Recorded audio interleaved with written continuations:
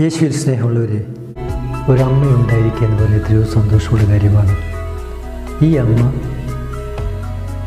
ദൈവം നമുക്ക് തന്ന അമ്മയാണ്. ദൈവം പ്രത്യേകമായിട്ട് ഒരുക്കി വിട്ട അമ്മയാണ്. എന്തിനായിട്ടാണെന്ന് ചോദിച്ചാൽ, തൻ്റെ പുത്രന് ജന്മം കൊടുക്കുവാൻ, പുത്രനെ ഗർഭം ധരിക്കുവാൻ വേണ്ടിയുള്ളൊരമ്മ. ഈ അമ്മയെക്കുറിച്ച് മാലാഖ പറഞ്ഞെങ്ങനെയാണ്? നന്മ നിറഞ്ഞവളെ സ്വസ്തി. ശരിക്കും പറഞ്ഞാൽ ആ നന്മ നിറഞ്ഞവളെ എന്നുള്ള വാക്ക് വളരെ മനോഹരമാണെങ്കിലും കൃത്യമർത്ഥം അതല്ല അർത്ഥം. മൂലഗ്രന്ഥത്തിൽ കരിക്കത്തെ മിനി എന്നാണ് നന്മ നിറഞ്ഞവൾ എന്നുള്ളൊരു വാക്ക്, ഗ്രീക്ക് പദം. ആ പദത്തിൻ്റെ അർത്ഥം നന്മ നിറഞ്ഞവൾ എന്നതിനേക്കാൾ കൂടുതലായിട്ട് നന്മ നിറയ്ക്കപ്പെട്ടവളെന്നാണ്. നിറയ്ക്കപ്പെടുകയാണെങ്കിൽ വേറെ ആരുമാണല്ലോ നിറയ്ക്കുന്നത്? ദൈവമാണ് നിറച്ചത്. മറിയത്തെ ഏറ്റവും മനോഹരിയായി, നന്മ നിറഞ്ഞവളായി ദൈവം തന്നെ നിറച്ചു.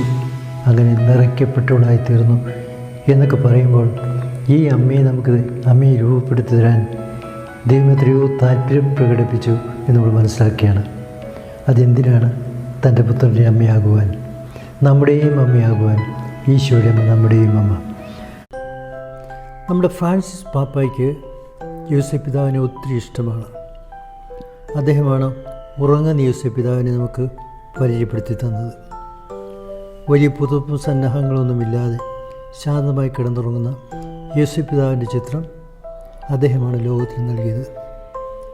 എന്തെങ്കിലും ആവശ്യം വരുമ്പോൾ ആവശ്യം കടലാസിൽ എഴുതി ഉറങ്ങുന്ന യോസേപ്പ് പിതാവിനെ തലയണയ്ക്കടിയിൽ വെച്ചേക്കുക. നമ്മൾ ഉറങ്ങി എഴുന്നേൽക്കുമ്പോഴേക്കും യോസേപ്പ് പിതാവ് നമുക്ക് ആവശ്യമുള്ളത് ചെയ്തു കഴിഞ്ഞിരിക്കും. ഇത് പരിശുദ്ധ പിതാവിൻ്റെ അനുഭവമാണ്. യോസേപ്പ് പിതാവ് ഒരു നല്ല അപ്പനായിരുന്നു. നിയമാനുസൃതമായി തനിക്ക് ലഭ്യമായിരുന്ന അധികാരം അദ്ദേഹം വിനിയോഗിച്ചത് പരിശുദ്ധ മറിയത്തിനും ഉണ്ണിയേശുവിനും വേണ്ടിയുള്ള സേവനത്തിലൂടെയാണ്. ദൈവത്തെ പിതാവെന്ന് വിളിക്കാനും വിളിപ്പിക്കുവാനും യേശുവിനെ പ്രേരിപ്പിച്ച വസ്തുത എന്തായിരുന്നിരിക്കണം? യോസേപ്പിൻ്റെ പിതൃത്വം നിറഞ്ഞ മുഖഭാവം. ദൈവം ഇതുപോലെയുള്ള ഒരു പിതാവാണ്. ദൈവത്തിന് നൽകാൻ പറ്റിയ നാമം യേശു തീരുമാനിച്ചു, പിതാവ്. വിശുദ്ധ യോസേപ്പ് പിതാവിന് പരിശുദ്ധ അമ്മയുമായോ ഉണ്ണിയേശുവുമായോ രക്തബന്ധമില്ലായിരുന്നു. എന്നാൽ ഏതൊരു ബന്ധത്തെയേക്കാൾ ശക്തമായിരുന്നു തിരുക്കുടുംബത്തിൻ്റെ പരസ്പര ബന്ധം.